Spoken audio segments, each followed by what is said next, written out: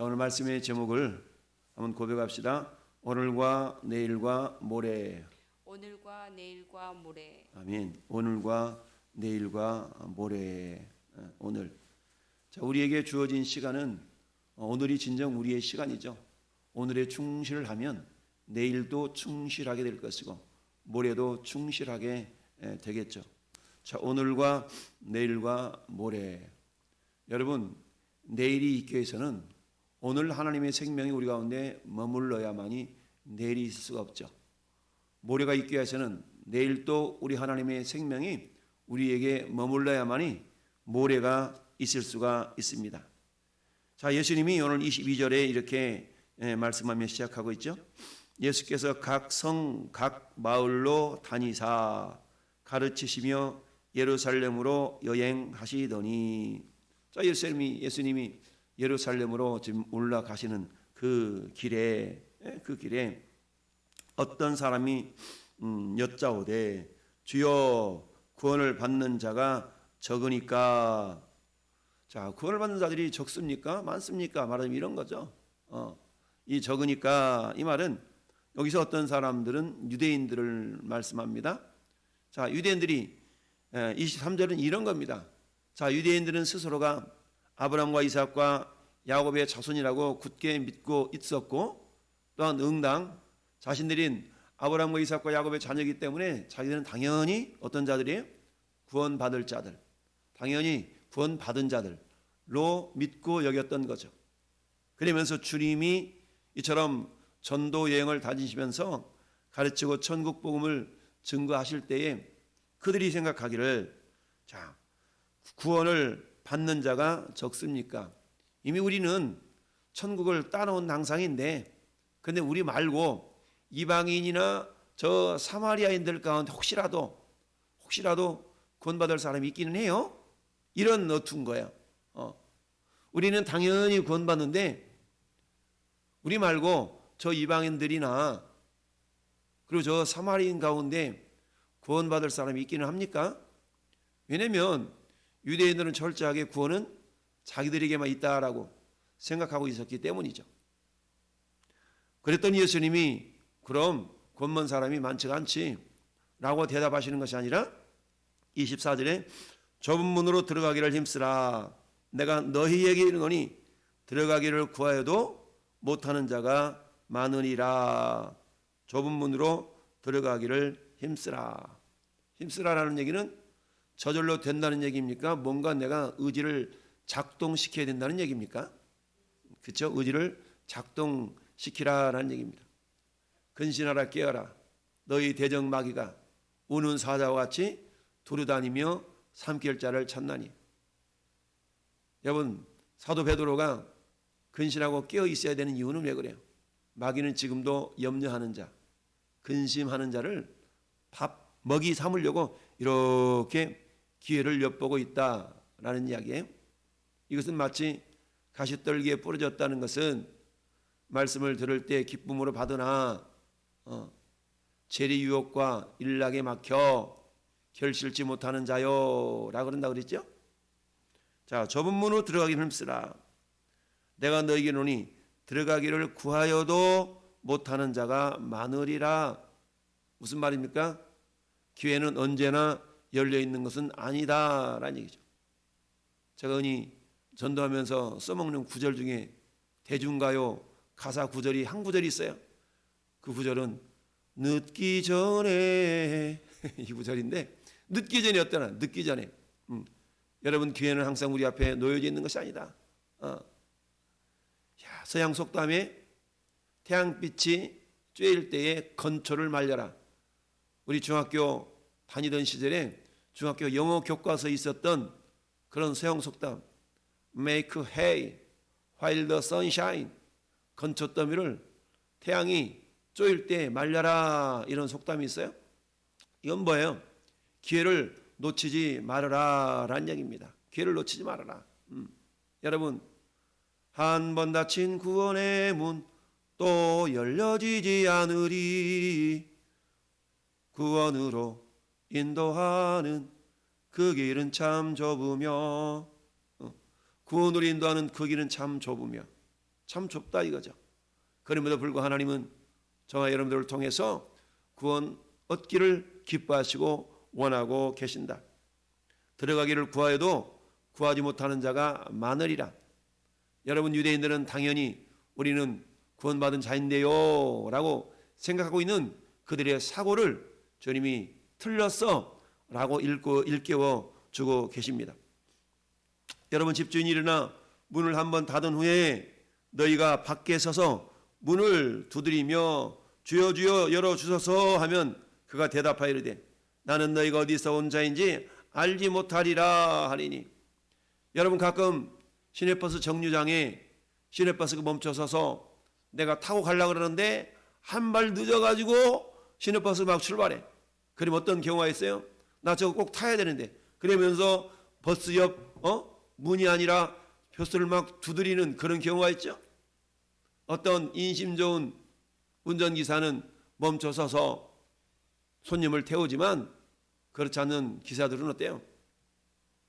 반드시 정류장에만 멈춰서야 된다라는 그런 룰이 있기 때문에 정류장을 벗어나서 서는 것은 룰을 어기는 거예요. 그러니까 일반적으로 문을 열어주지 않습니다. 여러분 사람 입장에서는 어때요? 좀 열어주지. 그거 왜 안 열어주는 거야? 라고 생각할 수 있지만 그게 룰이거든요. 룰이기 때문에 정류장이 아닌 곳에서 멈춰 서는 것은 한마디로 하면 불법인 거예요. 그러니까 어때요? 사람 입장에서는 손님 입장에서는 억울한 거지만 안타까운 것이지만 그것 좀 열어주지라고 할지라도 운전자 입장에서는 자기는 룰을 지키고 있기 때문에 열어줄 수가 없는 거죠. 집 주인이 일어나 문을 한번 닫은 후에는 너희가 밖에 서서 문을 두드리며 주여 열어주시소서 하면 그가 대답하여 이르되 나는 너희가 어디서 온 자인지 알지 못하노라. 난 모른다 이거죠. 그때 너희가 말하되 주니 우리는 주 앞에서 먹고 마셨으며 또한 우리의 길거리에서 가르치셨나이다 하나. 자, 여러분 우리가 동상이몽이라는 말 있죠? 같은 침상에 누워도 부부가 같이 잠을 자도 남편이 꾸는 꿈이 다르고 부인이 꾸는 꿈이 다를 수 있죠? 다를 수 있는 것이 아니라 다르죠. 나는 너희가 어디서 왔는지 알지 못하노라. 행악하는 모든 자들아 나를 떠나가라 하리라. 여러분, 야 그때의 너희가 말하되 그들은 내가 주님을 안다 이거예요. 나 주님 알아요. 내가 주님 앞에서 밥 먹었잖아요 그때. 나 그때 주님 그 가르치실 때 저 뒤에 앉아 있었잖아요. 라고 말을 한들 주님은 뭐라고 말씀합니까? 나는 너희를 도무지 알지 못한다. 어디서 왔는지 알지 못한다.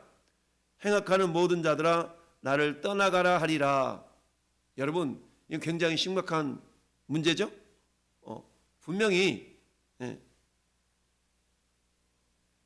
오늘 누가복음이 이렇게 기록했지만 마태복음은 뭐라고 말씀합니까?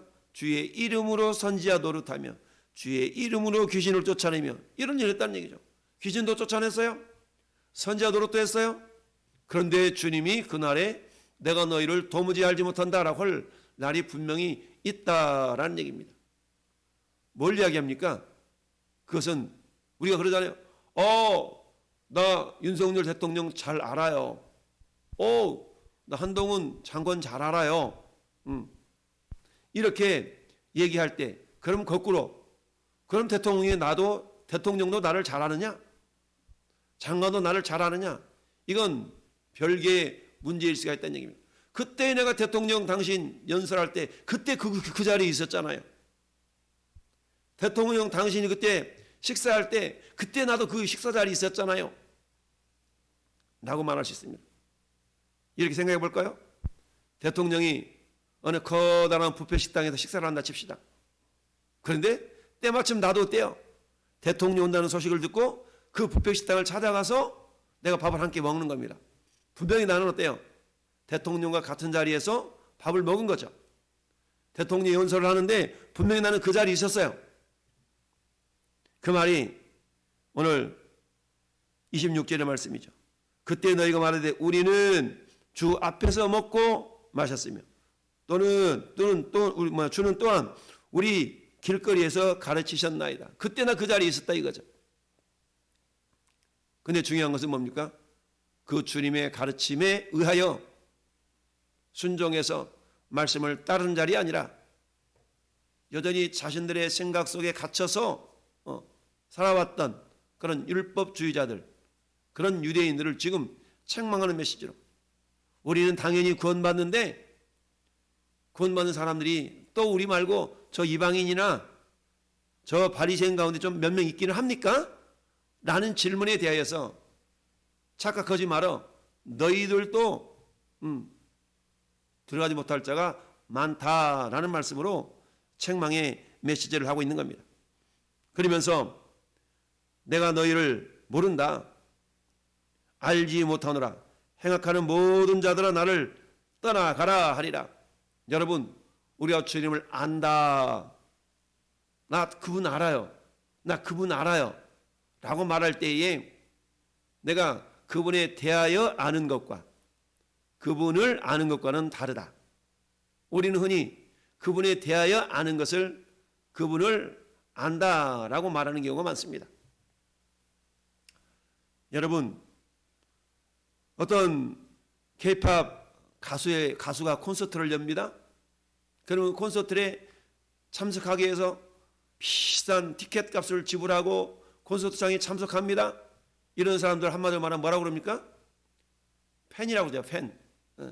아, 나 누구누구 팬이야. 누구누구 팬이야. 아, 나 팬카페 회장이야. 여러분, 수십만 명의 팬이 있다 할지라도 그 중에 팬카페 회장 정도는 모를 거야.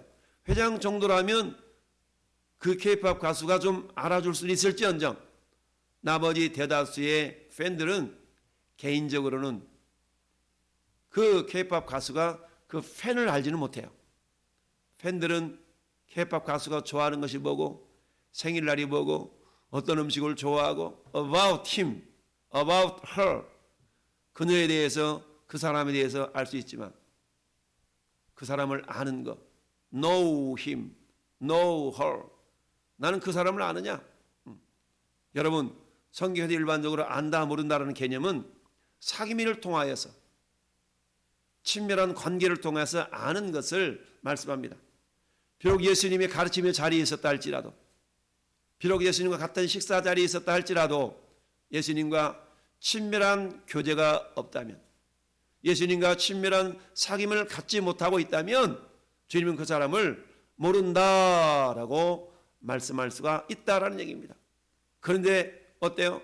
착각하면서 나는 그분을 잘 알아. 무슨 소리야? 그때 식사도 같이 했는 걸 같은 자리에 있었는 걸 그분이 연설할 때 내가 박수도 쳐줬는 걸 동의도 해줬는 걸 여러분 오늘날도 이 영적인 원리는 크게 다르지 않다라고 우리가 생각해야 됩니다.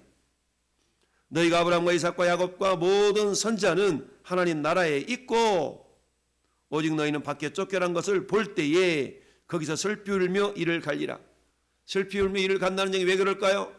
그때 좀 더 주님과 친밀한 사귐을 가질 걸 라고 후회할 수 있지만 한 번 닫힌 구원의 문 다시 열려지지 않으리. 여러분 우리 신앙이 뭐냐?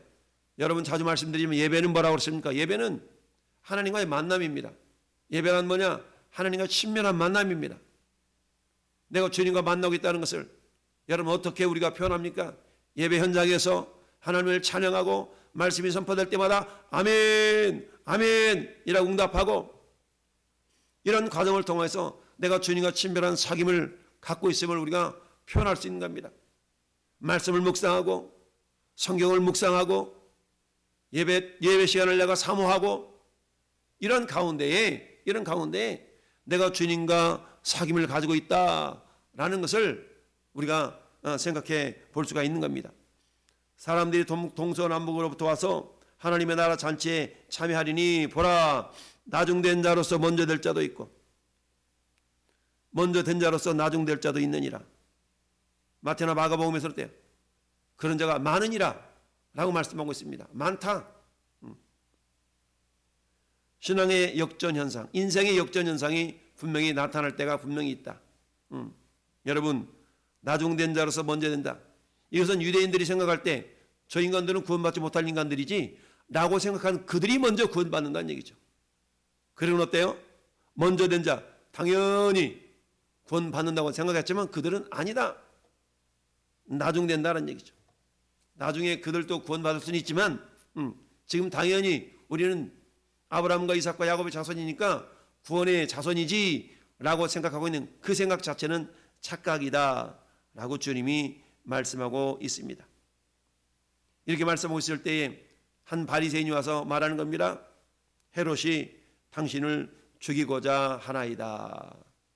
당신을 죽이려고 하는 건 뭐 하라는 얘기입니까? 빨리 예루살렘을 떠나서 도망가라 이거죠. 그런데 예수님의 사명은 뭡니까? 예루살렘에서 죽임을 당하시고 부활하시는 것이 주님의 사명이죠. 그러면서 이르되 너희는 가서 저 여우에게 이르되, 저 여우는 누구를 가리켜요? 헤롯을 가리킨 겁니다.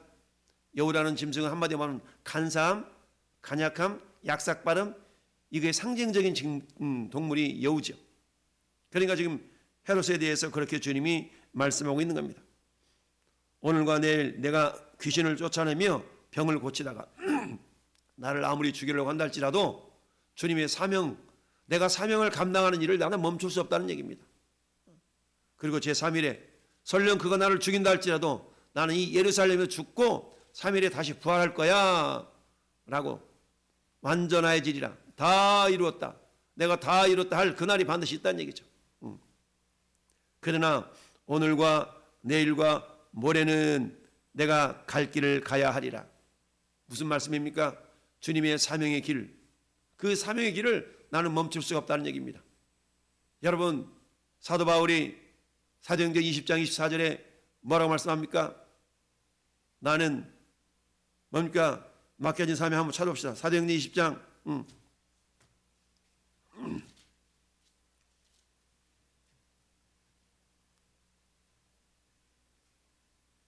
24절, 내가 달려갈 길과 주 예수께 받은 사명, 곧 하나님의 복음의 은혜의 복음을 증언한 일을 마치려면은 나의 생명조차 조금도 귀한 것으로 여기지 않겠다.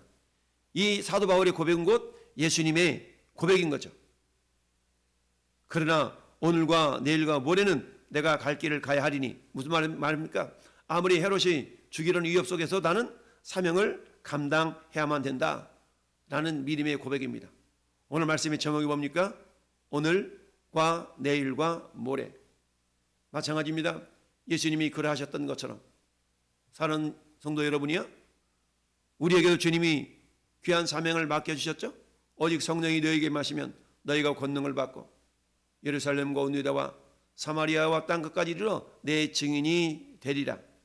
그러나 오늘과 내일과 모레는 내가 갈 길을 가야 하리니. 그렇습니다. 여러분, 갈 길이 있다는 얘기입니다. 주님이 가야 될 길이 있습니다. 그 길은 사명의 길이요, 그 길은 구원의 길이요. 우리 주님이 가신 그 길을 저나 여러분들도 걷는 자인 줄로 믿습니다. 우리 주님은 내가 곧 길이요 진리요 생명이라고 그랬어요. I am the way, I am the truth, I am the life. 더요, 더 유일한 길이란 얘기입니다. 유일한 길 대신 주님 가신 그 길을 따라 우리도 가는 것이고요. 우리에게 남겨진 주님의 그 사명을 우리가 어때요? 사명 감당하는 그 길을 오늘도 그리고 내일도 모레도 가야 될 줄 압니다. 때로는 헤롯과 같은 존재들이 우리 앞길을 막는다 할지라도 우리는 주저하거나 머뭇거림이 없이 주님 가신 그 길을 함께 따라가는 그런 진정한 참 제자, 왕성의 성도가 될 수 있기를 예수님의 이름으로 축원합니다. 아멘.